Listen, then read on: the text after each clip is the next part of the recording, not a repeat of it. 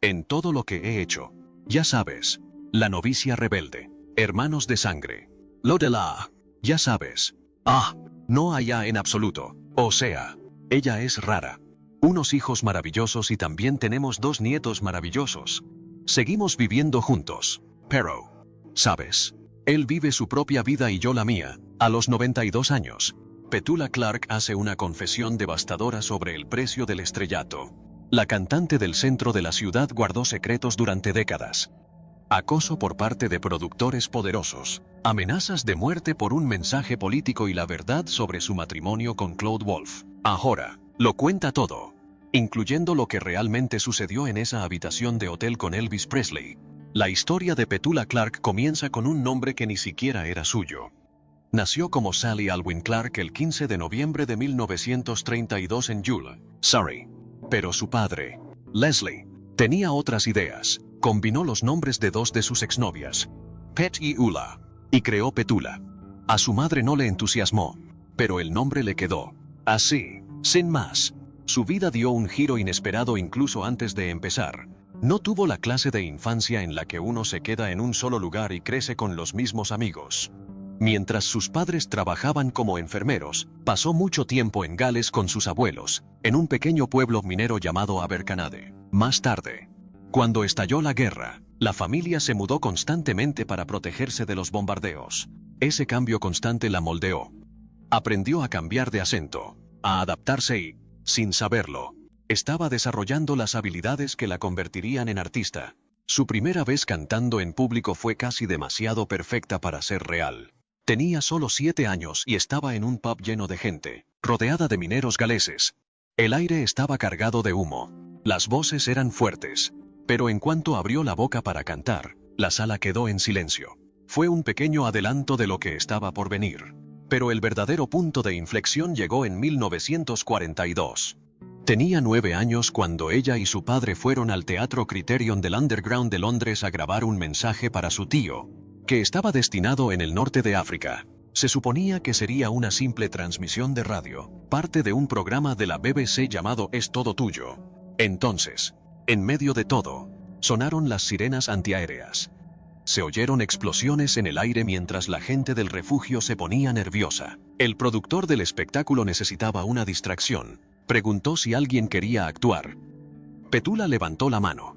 Al principio, quería imitar a un comediante famoso, pero su padre la animó a cantar. Se subió a una caja para alcanzar el micrófono y empezó a cantar Mighty Lech a Rose. Su voz era clara y firme, atravesando el miedo en la sala. Mientras cantaba, la orquesta se unió a ella, y por unos instantes, la guerra exterior desapareció. Esa actuación lo cambió todo.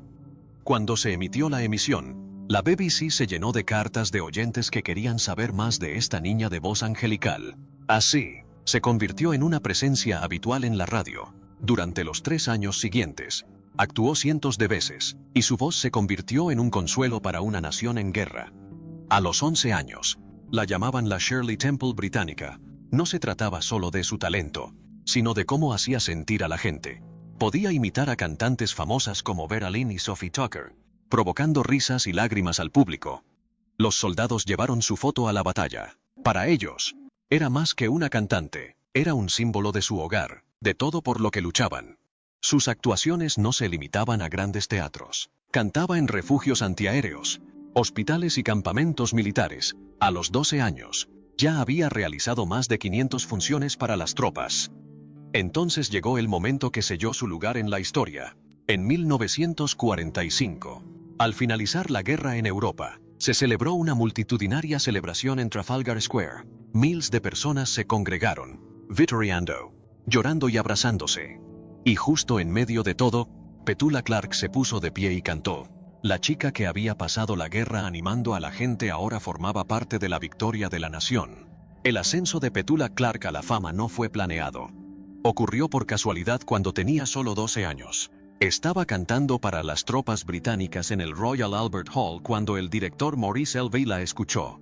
Quedó tan impresionado que la eligió para Medal for the General, 1944, a pesar de que nunca había actuado. Así, sin más, se convirtió en la Shirley Temple británica. una estrella infantil con una voz potente y una presencia natural en la pantalla. En los 5 años siguientes, apareció en 17 películas. Una de las más significativas fue Sé a dónde voy, 1945, dirigida por los legendarios Michael Powell y Emmerich Pressburger. Tenía solo 13 años, pero destacaba incluso entre los actores más experimentados. A los 16, ya había actuado para Winston Churchill, el rey Jorge VI y el mariscal de campo Bernard Montgomery. La gente empezó a llamarla la novia cantante, un nombre que reflejaba a la perfección su creciente estrellato. A pesar de su éxito cinematográfico, fue la música la que definiría su carrera. En 1954, grabó El pequeño zapatero, aunque al principio ni siquiera quería hacerlo. Pensaba que la canción era demasiado infantil para su imagen en constante evolución, pero su representante la convenció y resultó ser la decisión correcta. La canción alcanzó el número 7 en las listas británicas y sorprendió a todos al alcanzar el número 1 en Australia. Esto convirtió a Clarke en la primera artista británica en encabezar las listas australianas, algo inaudito en aquel entonces. Lo que hizo a la canción aún más revolucionaria fue su gran difusión. La grabó en inglés, francés, alemán y italiano, una decisión audaz en una época en la que la mayoría de los artistas se limitaban a un solo idioma. El impacto fue enorme. A finales de 1954, había actuado ante una multitud récord de 124,000 personas en el Exhibition Ground de Newcastle, Australia, la mayor audiencia para cualquier artista en el país hasta ese momento. Su carrera multilingüe no terminó ahí. Increíblemente, grabó su primera canción en francés, France mon cœur, en 1957, sin hablar una sola palabra del idioma. La aprendió fonéticamente, memorizando los sonidos sin saber qué significaban. Aún así, su interpretación fue tan convincente que la canción llegó al top 10 francés. Para 1962, dominaba el idioma lo suficiente como para ganar el prestigioso Gran Premio del Disco francés por Chariot. Ese mismo año, tuvo éxitos simultáneos en 3 idiomas, Chariot en francés, Monsieur en alemán y Romeo en inglés. Ningún otro artista lo había logrado jamás. Clarke no se limitó a traducir sus canciones, sino que grabó temas completamente diferentes para cada mercado. Cantó en italiano, español e incluso japonés, considerando cada idioma como un nuevo reto artístico. A mediados de los 60, su éxito francés, Yaya Twist, había vendido más de 1 millón de copias solo en Francia. En 1964, Tony Hatch acudió a Petula Clarke con una canción titulada Downtown. Creía que podría ser un éxito, pero Clarke no estaba tan seguro. Pensó que la letra era demasiado simple, que no se ajustaba a su estilo. Hatch no se rindió, estaba convencido de que la canción tenía algo especial. Finalmente, Clarke accedió a grabarla, el 16 de octubre de 1964, en los estudios Pye de Londres. Comenzó la sesión, y todo empezó a salir mal. Los cortes de electricidad se sucedían, lo que provocaba retrasos. La frustración en la sala crecía rápidamente. En un momento dado, Clarke estaba tan harta que casi se marcha, convencida de que la canción estaba maldita. Pero insistieron, decididos a terminar. Minutos antes de que cerrara el estudio, hicieron la toma final. El 16 de noviembre de 1964, Downtown se estrenó en 4 países simultáneamente. Algo casi inaudito por aquel entonces. En Estados Unidos, debutó en el Billboard Hot 100 en el puesto 87. Fue un comienzo prometedor, pero lo que sucedió después fue impactante. La canción se popularizó como la pólvora. En un mes, ya había alcanzado el número 5. El 23 de enero de 1965, alcanzó el número 1, convirtiendo a Clarke en la primera artista británica en encabezar las listas estadounidenses durante la era del rock and roll. En el Reino Unido, alcanzó el número 2, superado solo por I Feel Fine de los Beatles, pero eso no impidió que Downtown se convirtiera en un éxito mundial. Dominó las listas de éxitos en Australia, Canadá, Nueva Zelanda y Alemania Occidental. La canción no solo fue un éxito, sino que revolucionó el panorama. En 1965, Downtown ganó un Grammy a la mejor grabación de rock and roll. La competencia fue feroz. Clarke competía con los Beatles y los Beach Boys, y aún así se alzó con el premio, algo casi inaudito para una estrella del pop de 32 años en la escena musical juvenil de los 60. Después de Downtown, Clarke se volvió imparable. Entre 1964 y 1968, tuvo 15 éxitos consecutivos en el Top 40 de Estados Unidos.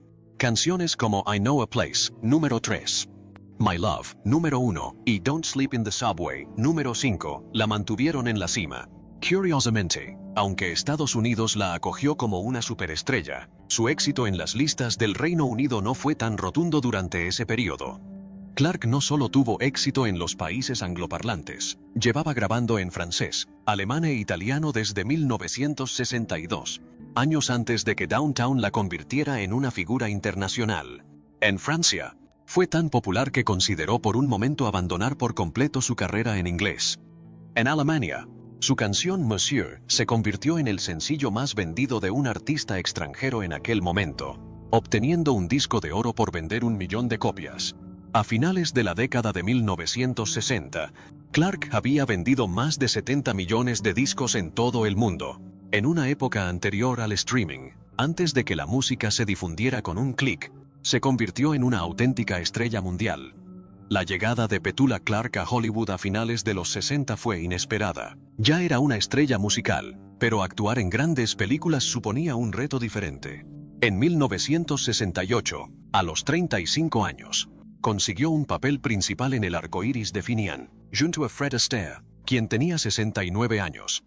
Una diferencia de edad de 34 años entre los protagonistas románticos era inusual, incluso en Hollywood. La película fue dirigida por un joven Francis Ford Coppola en su primer gran proyecto de estudio. A la crítica le encantó, pero el público no acudió en masa. Recaudó $11,5 millones en taquilla, lo cual no fue suficiente para ser considerada un éxito. Aún así, la actuación de Clarke destacó. Interpretó a Sharon McLonergan con seguridad y calidez, lo que le valió una nominación al Globo de Oro a Mejor Actriz de Musical o Comedia. Su siguiente película, Goodbye Mr.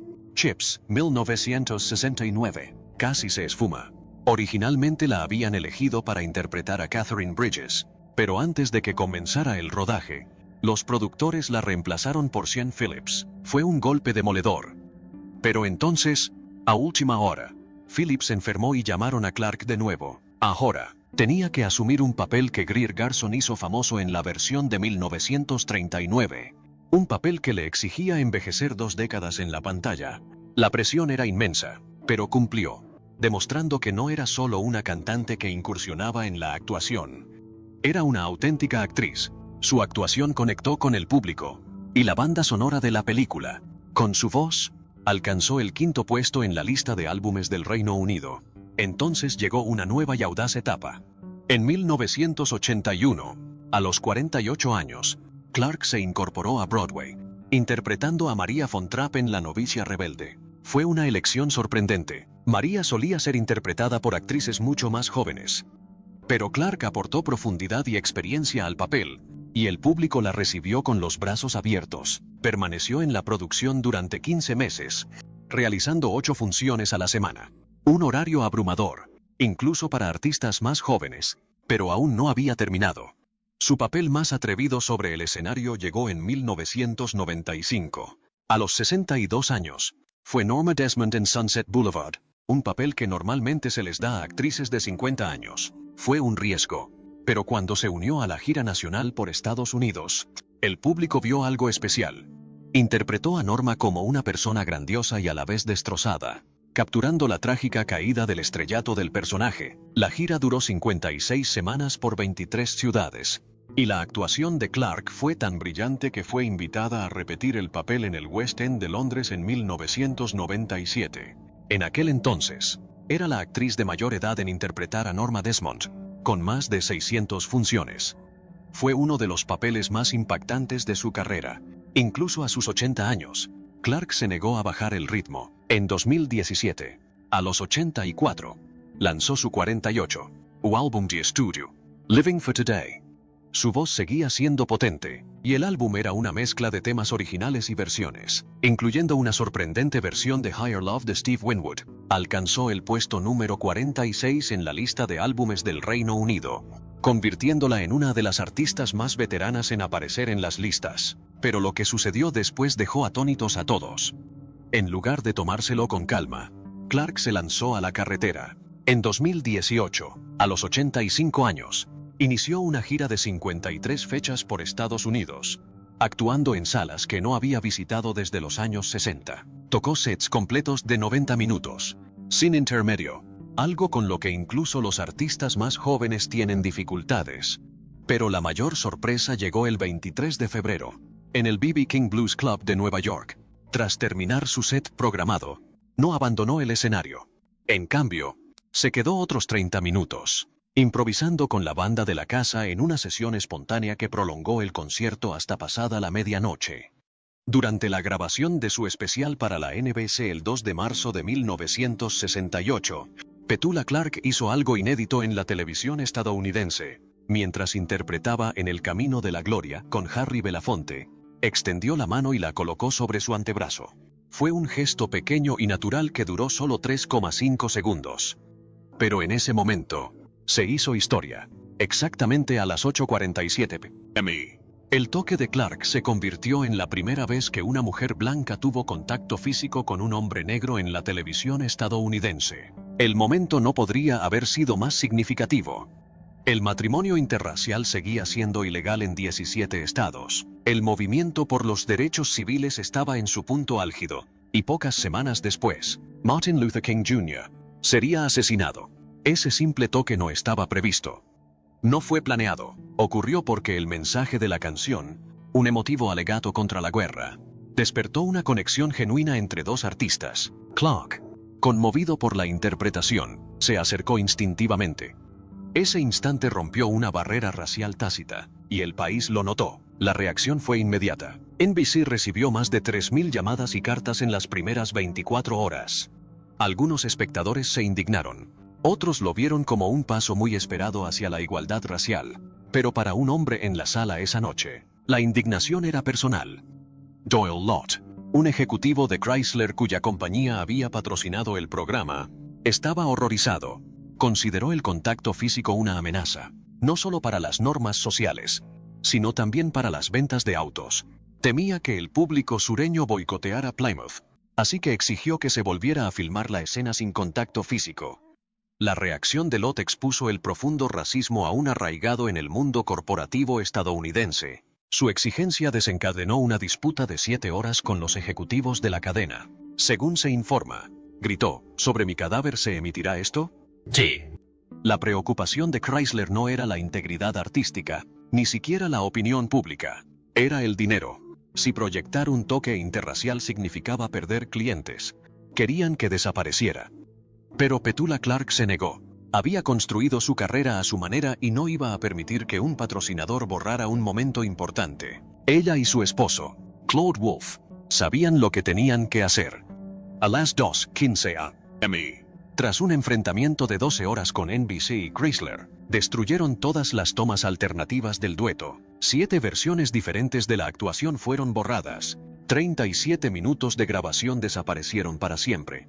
Usaron un imán para borrar la cinta, asegurándose de que solo se pudiera emitir una versión, aquella en la que tocó el brazo de Belafonte. Clark lo estaba arriesgando todo. En aquel entonces, acumulaba 15 éxitos consecutivos en el top 40 de Estados Unidos. Estaba en la cima de su carrera, dando su primer gran salto a la televisión estadounidense, pero dejó clara su postura. La actuación se emitirá intacta, o no volveré a trabajar en la televisión estadounidense. A las 9 p.m. del 8 de abril de 1968, apenas 4 días después del asesinato de Martin Luther King Jr., Petula se emitió exactamente como Clark lo había planeado. El toque permaneció. Chrysler, a pesar de todos sus esfuerzos, había perdido, y ese breve momento de conexión humana, de tan solo 3,5 segundos de duración, se convirtió en un hito en la historia de la televisión. La carrera de Petula Clark estuvo llena de encuentros inesperados, pero pocos fueron tan sorprendentes como la vez que se topó con el famoso encuentro, en cama por la paz de John Lennon y Yoko Ono en el Hotel Queen Elizabeth de Montreal. Era el 1 de junio de 1969. Clark, de visita en la ciudad, no tenía ni idea de que estaba a punto de formar parte de la historia de la música. En la habitación 1742, Lennon grababa lo que se convertiría en un himno, Dale una oportunidad a la paz. El ambiente era informal, casi caótico. Poetas, activistas y periodistas se agolpaban en el espacio. Clark se encontró entre ellos. Les entregó una hoja con la letra de una canción y les pidió que la acompañaran. El equipo de grabación fue mínimo, solo unos pocos micrófonos y una grabadora traída por el dueño de un estudio local. A pesar del grupo estelar, la voz de Clark apenas logró entrar en la mezcla final. Con los años, ha admitido que no se oye en absoluto en la pista. Aún así, la canción se convirtió en el primer sencillo en solitario de Lennon, alcanzando el número 2 en el Reino Unido y dejando huella en las listas estadounidenses. En retrospectiva, Clark describe toda la experiencia como surrealista. En ese momento no se dio cuenta de que estaba contribuyendo a crear una pieza de la historia musical. Unas semanas antes, había vivido una experiencia muy distinta en Montreal. Actuaba en la Place des Arts, un espacio donde ya había cantado en numerosas ocasiones. Clark, que hablaba francés con fluidez, siempre había acogido con entusiasmo a su público bilingüe. Pero esta vez, el ambiente era diferente. La tensión entre los angloparlantes y los francófonos en Quebec estaba en su punto álgido. El Frente de Liberación de Quebec había perpetrado atentados ese año, y las divisiones culturales eran profundas. Clark quedó atrapada en el medio. Cuando cantó en francés, el público angloparlante la abucheó. Cuando cambió al inglés, los francófonos hicieron lo mismo. Fue una experiencia desgarradora, algo que nunca antes había vivido. No todos los encuentros inesperados de Clark fueron serios. Algunos fueron simplemente extraños. A finales de los 60, durante una de sus actuaciones en Las Vegas, ella y su amiga Karen Carpenter decidieron pasar una noche libre viendo el espectáculo de Elvis Presley. Para entonces, Elvis estaba en plena era de regreso, dominando el escenario como nadie. Al ver a Clark y Carpenter entre el público, se aseguró de saludarlos. Después del espectáculo, los invitó a pasar al backstage. Clark describe a Elvis guapísimo esa noche. Y era evidente que estaba interesado. Lo que al principio no estaba claro era en quién estaba interesado. Clark se dio cuenta rápidamente de que tenía intenciones románticas tanto con ella como con Carpenter. Por un momento, la situación parecía sacada de una película. Elvis Presley, uno de los hombres más famosos del mundo, los cautivaba a ambos. Pero Clark, siempre tan profesional, intuyó hacia dónde se dirigían las cosas. Con un poco de rapidez, agarró a Carpenter y se marchó con elegancia. Teníamos otras cosas que hacer, bromeó después. En 1979, Petula Clark envió un simple telegrama, un breve mensaje felicitando a Margaret Thatcher por convertirse en la primera mujer primera ministra de Gran Bretaña. Para Clark, se trataba de celebrar un momento histórico para las mujeres en el liderazgo, pero para muchos de sus seguidores, parecía algo más, un respaldo a la política conservadora de Thatcher. La reacción fue inmediata. Llovieron los mensajes de odio. Algunas emisoras de radio dejaron de poner su música. Las invitaciones a eventos importantes desaparecieron silenciosamente. Las ventas de su álbum en el Reino Unido se vieron afectadas. Clark intentó explicarlo. No estaba haciendo una declaración política, solo reconociendo la historia. Pero una vez que la gente se decide, las explicaciones no siempre ayudan. Durante años, la polémica la persiguió. Le llevó tiempo reconstruir su prestigio en la industria musical británica. En una entrevista de 1985, admitió que nunca imaginó que un simple mensaje causaría tal revuelo. Fue una dura lección sobre cómo, para las figuras públicas, incluso los pequeños gestos pueden tener consecuencias enormes. El telegrama de Thatcher sigue siendo uno de los ejemplos más contundentes de cómo la política y el entretenimiento no siempre se llevan bien. Además, Clark nunca ha rehuido las conversaciones difíciles, y en lo que respecta a la industria del entretenimiento, conoce de primera mano lo brutal que puede ser, especialmente para las mujeres. A partir de la década de 1950, sufrió acoso, desigualdad salarial y la marginación en favor de hombres menos talentosos. Guardó silencio al respecto durante décadas, pero en una entrevista de 2018, finalmente se sinceró.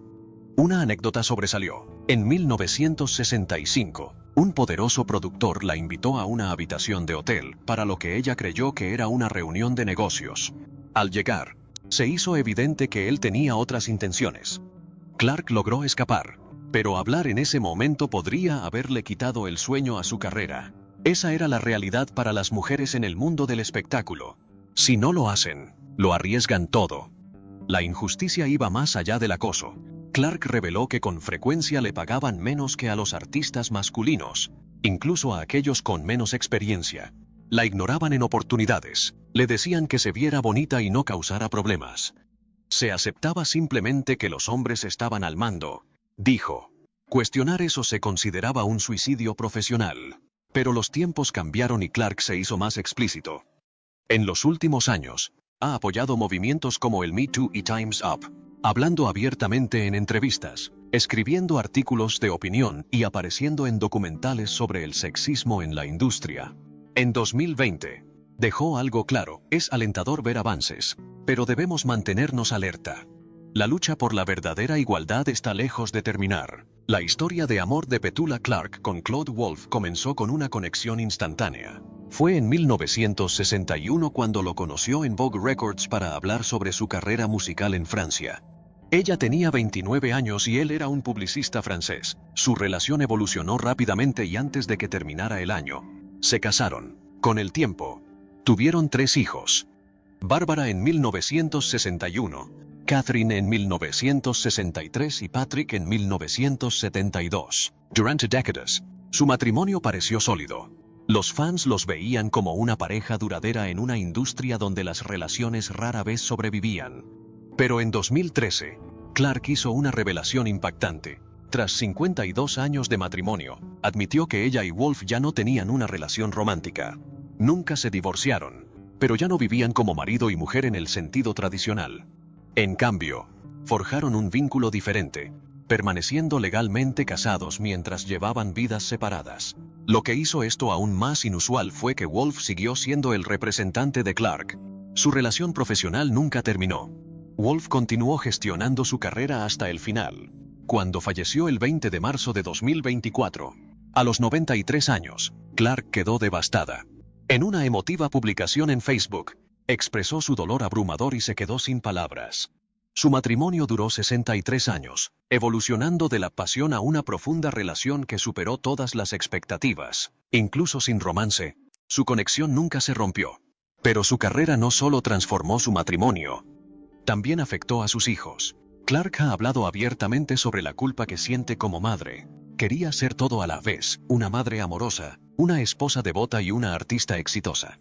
Eso implicaba tomar decisiones difíciles. Cuando tenía conciertos en Las Vegas, salía de su casa en Ginebra, Suiza, en el último momento, intentando pasar cada segundo extra con sus hijos. Pero eso la dejaba agotada. Llegaba a Estados Unidos sin apenas tiempo para adaptarse antes de subir al escenario. Después de actuar, en lugar de hacer contactos o relajarse, tomaba el primer vuelo de regreso a Ginebra. Esta agenda la agotaba y, con el tiempo, se dio cuenta de que tanto su familia como su trabajo se habían resentido. Creo que tanto mis actuaciones como mi familia sufrieron, admitió. Incluso ahora, mientras sus hijos le aseguran que fue una buena madre, la culpa persiste. Todavía me siento culpable por no ser la madre perfecta. Y probablemente siempre me sentiré culpable. La carrera de Petula Clark está repleta de logros, pero uno de los más olvidados es su trabajo como compositora. En 1998, fue incluida en el Salón de la Fama de los Compositores, no solo como intérprete, sino como compositora por derecho propio. Muchos fans quizá no sepan que Clark escribió varias canciones a lo largo de su carrera, incluyendo un dueto antibélico con Harry Belafonte. Esa actuación fue audaz, controvertida y muy adelantada a su tiempo. Su éxito no se limitó solo a escribir o cantar. Clark fue una de las artistas con mayores ventas del mundo. En 1966, ganó el premio Maiden por el mayor número de ventas en Europa para una artista europea. Al año siguiente, volvió a ganar, esta vez por tener las mayores ventas mundiales para una artista femenina. En 1968, recibió una nominación al Globo de Oro a la mejor actriz de musical por Fenian's Rainbow, junto a algunas de las figuras más importantes de Hollywood. En el escenario, estuvo igual de impresionante. Recibió nominaciones a los premios BAFTA por sus papeles en La novicia rebelde, Hermanos de sangre, El ocaso de un Boulevard y Mary Poppins. Pocos artistas pueden dominar la música y el teatro a la vez, pero Clark lo hizo sin esfuerzo.